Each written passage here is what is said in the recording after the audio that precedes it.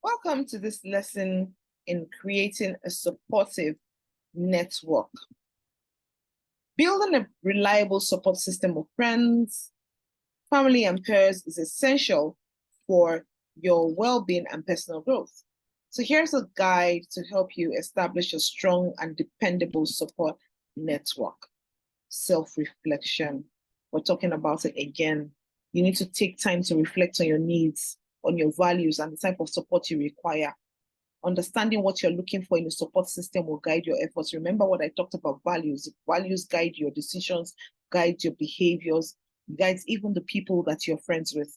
So now values will guide even your support system because you choose your friends based on your values. I heard one of my mentors say that her daughter is friends with someone, and the reason why they've been such good friends for so many years is because they have the same values. Okay? So take time to reflect on your needs. What are your needs? What do you need from a support system? So self-reflection is very important. Very, very important. That's why I'm saying start from self-reflection. Identify potential supporters. Look at the people around you who you have seen that are rooting for you. Think about the people in your life who you trust and feel comfortable with. You need to consider a few family members. Some family members can be toxic, of course, and can also be a trigger. You need to also consider close friends, consider colleagues, neighbors, and acquaintances. Who are the supporters? Who are the people that cheer you on? Who are the people that, I help you to build yourself, bring out the best version of you. Identify them. Those are your potential support system. You need to assess the quality of existing relationships. It doesn't necessarily have to be new people around. When I said you should consider family or close friends or acquaintances, it could actually even be people that are already in your life. So evaluate your current relationships. Identify those who are already supportive and nurturing and those that may need improvements or adjustments.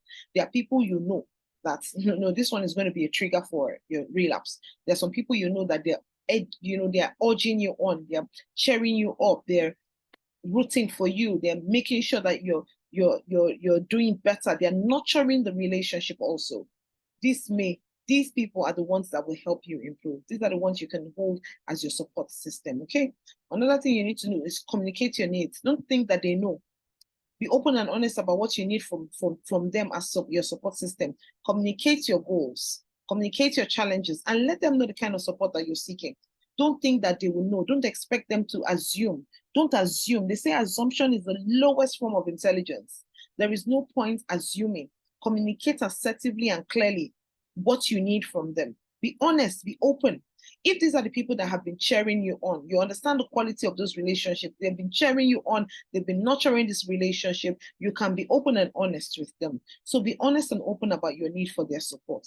Then you can join supportive communities. That is so important because when you see the kind of people that are aligning with your interests and circumstances, it makes it easier. The tension is less for you to be able to open up to them. So this can be online or it can be in-person groups because they share your experiences and they will provide valuable insights. What you have not thought of, somebody may have gone through that path and has walked it and is able to help you so you don't fall down that path.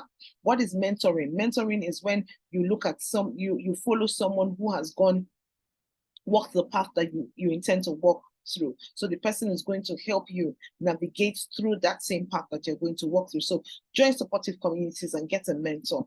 Another thing you need to do in this is attend social events. Attending social gatherings that interest you is an excellent way to meet new people who share your passion or your hobbies. It's an excellent way to do that. So you can just attend social events, especially things that are of interest to you. It doesn't have to be something that, because if it's something that's not of interest to you, you get bored very easily. Okay. Then volunteer or join clubs. It could be in your place of worship. It could be church. It could be the mosque. Engage in activities you're passionate about, whether it's volunteering or joining clubs or participating in team sports. Some people have badminton clubs. Some people have basketball clubs. They have a certain place they go to play.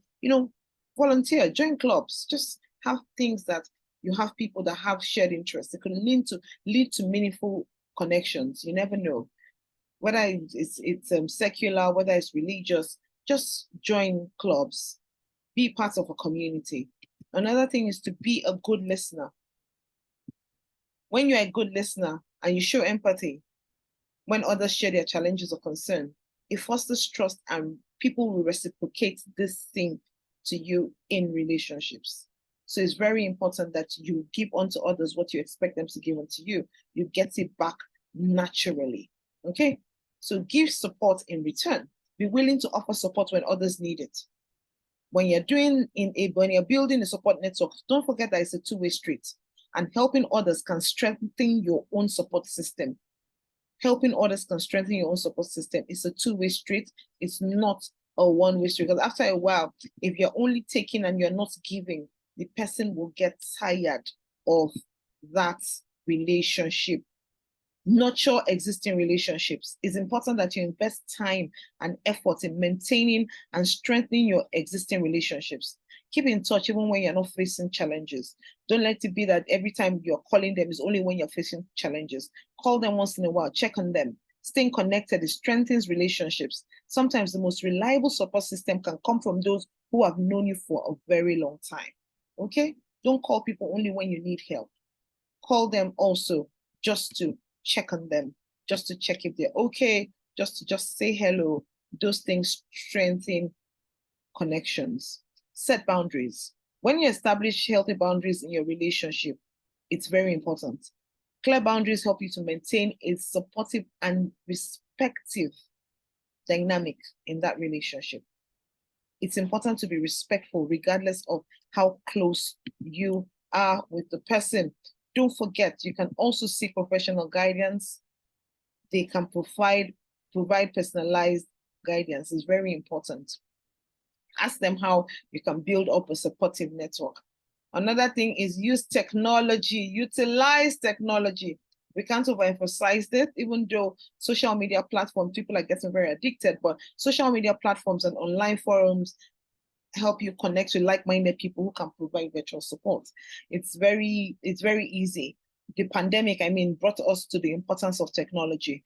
If that hadn't happened, that pandemic time, many of us would have been struggling, but hey, it is what it is. So use social media platforms and, online forums and support apps to connect with like-minded individuals. There are many platforms that you can use.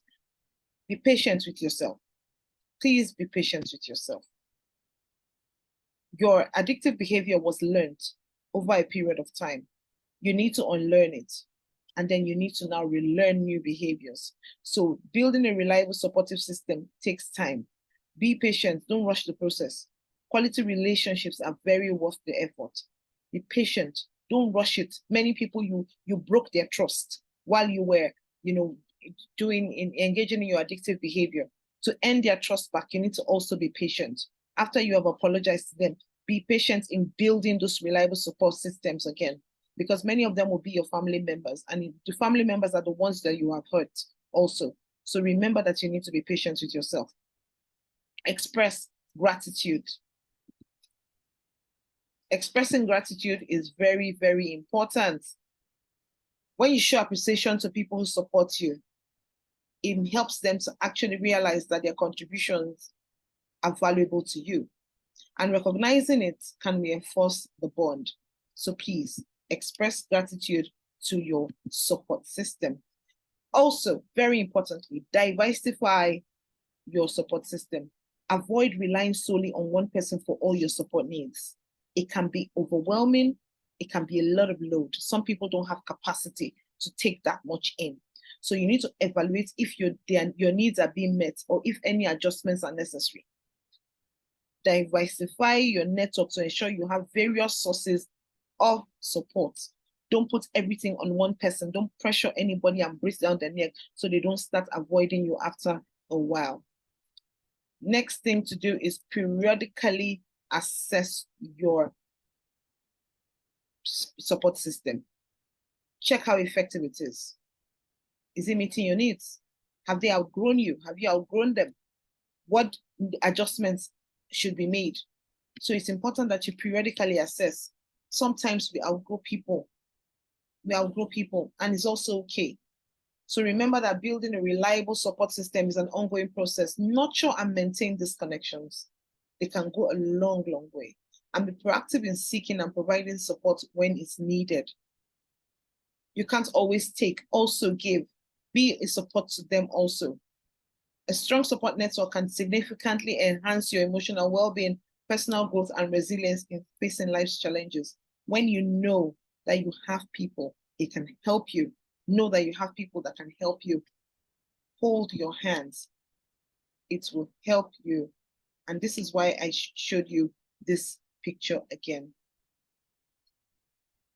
Because she has people holding her, she's able to be comfortable. And I'm sure she's able to hold them also when they need to be held. So it's very important that we nurture people as they nurture us in turn.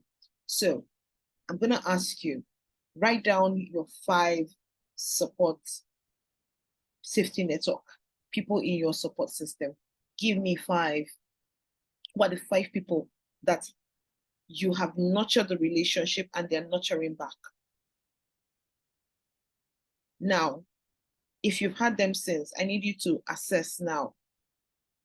Who are they? Do you need to change? Are they still meeting your needs? Adjustment needs to be made. Are there adjustments to be made? I need you to also, do you need to diversify your network to ensure you have various sources of support? Are you putting it all on one person? Or do you have a few people like that that you can